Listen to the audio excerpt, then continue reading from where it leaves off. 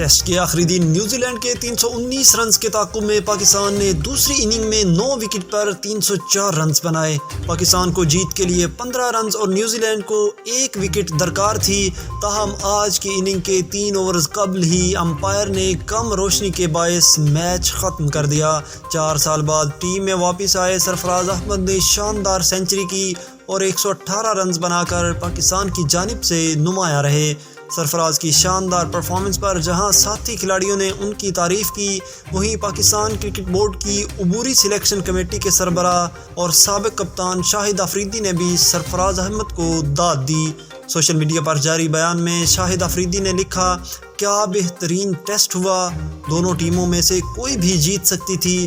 ہمیں test cricket کی بہترین تشہیر کے لیے اسی اچھی چیز کی ضرورت ہے۔